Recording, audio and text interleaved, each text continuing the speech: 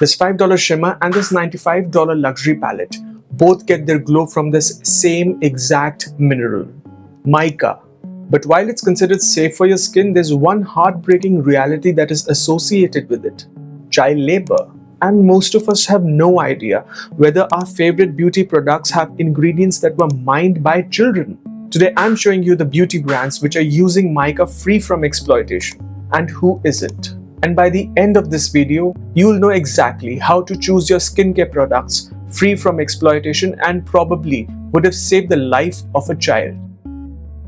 Now, before we jump into the brands, we need to see and understand how mica travels from the earth into your makeup.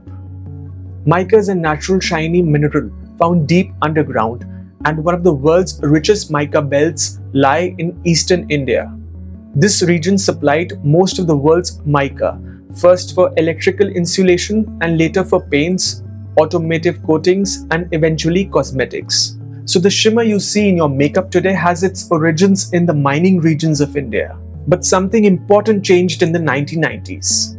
As synthetic alternatives entered the market, global mica prices dropped and many legal mines in India shut down.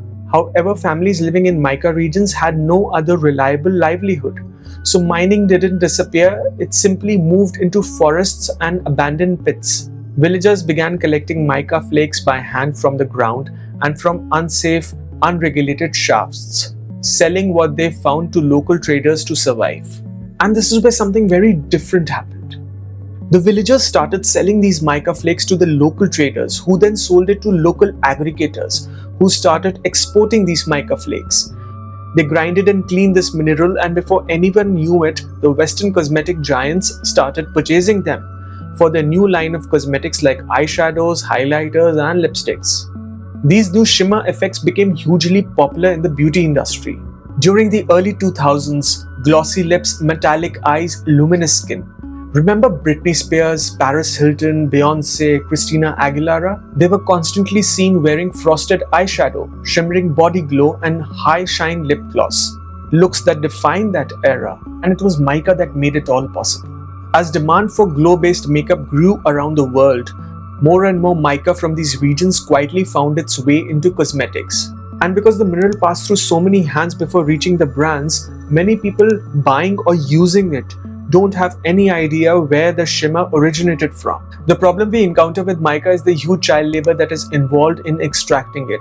Because unlike large-scale mining for metals, informal mica collection involves picking thin flakes from loose soil, narrow pits, and shallow tubes.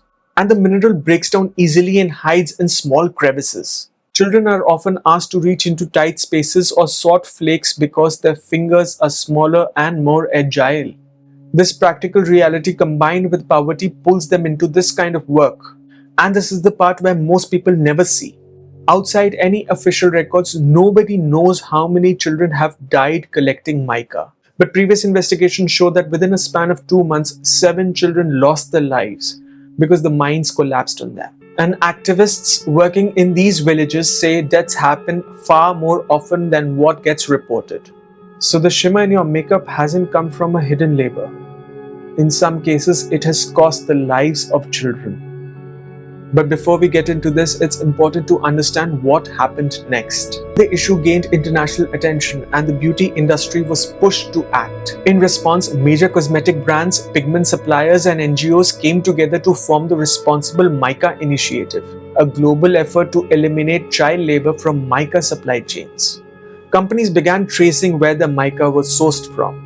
They started supporting schools and community programs in mining regions and working to ensure that children were in classrooms instead of mines. So how can you tell whether a $5 shimmer and a $95 luxury palette is using responsibly sourced mica? One practical step is to check whether the company is a member of the Responsible Mica Initiative. The member list is publicly available and I've linked it below in the description. It shows which brands and suppliers have committed to sourcing mica responsibly and eliminating child labor. But that's not the only way to check. Another simple clue is the ingredient list behind your beauty product. If you see the words mica, then it usually refers to naturally found mica. But if you see the word synthetic fluorphlogopite, that means that the shimmer is lab made.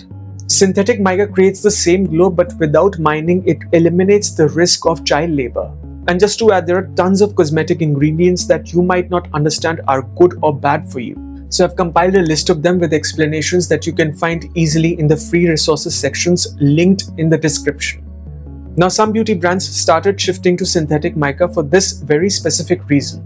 Others continue to use natural mica, claiming it is responsibly sourced through audited suppliers and traceable programs. In those cases, brands often publish mica sourcing statements, sustainability reports, or responsible mineral policies on their websites. If a company is transparent, you'll usually find clear information about where their mica comes from and how they monitor conditions.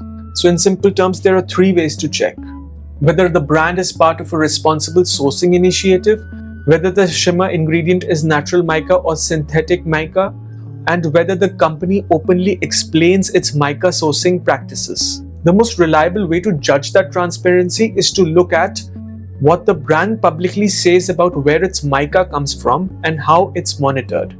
Responsible companies usually publish this in their sustainability or human rights reports. For example, here is what L'Oréal says about mica in its disclosures. The company states that it sources mica through approved suppliers who must trace their mineral back to specific mines in India. It also says that these suppliers are audited and monitored. Estée Lauder similarly states in its responsibility reports that it sources mica through traceable suppliers, participates in industry programs to improve conditions in India's mining regions, and works with partners to address child labor risks in supply chain. And Chanel reports that it sources mica only from audited suppliers and supports traceability initiatives in India aimed at ensuring mica is mined without child labor. So when you read a brand's mica statement, here are 3 things that you should look for. Does it explain where the mica is mined? Does it describe how suppliers are checked or audited? And does it mention programs that keep children in school rather in the mines? Brands which are serious about responsible mica usually provide these kind of details. If a company says that we care about ethical sourcing but don't specifically talk about where they source their mica from, then it's most probably that they are not fully transparent. So next time when you check out a brand's website, don't just look at the product.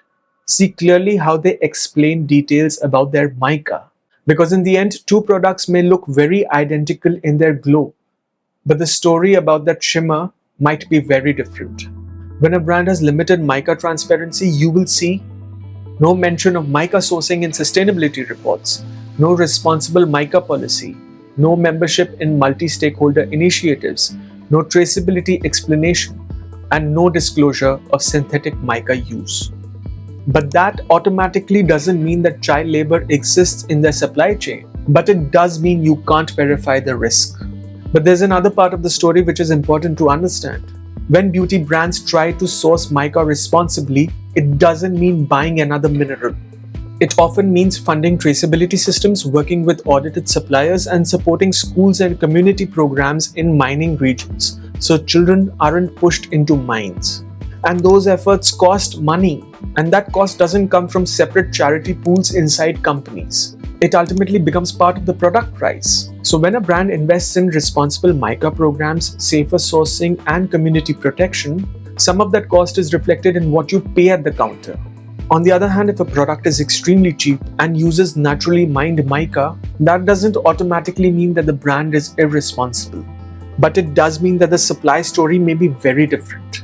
So sometimes the price difference between a $95 luxury palette and a $5 highlighter may not be the packaging and branding. Because in the end, 2 products can create the same glow on your skin. But the cost behind that glow and who bore it can be very different. If you're interested in understanding who's working on the ground to prevent child labor in mica mining regions, there are several organizations that are deeply involved with this. These organizations often collaborate with governments, local communities, and even cosmetic companies to make mining safer and ensure that the children are not found in mines, but in classrooms.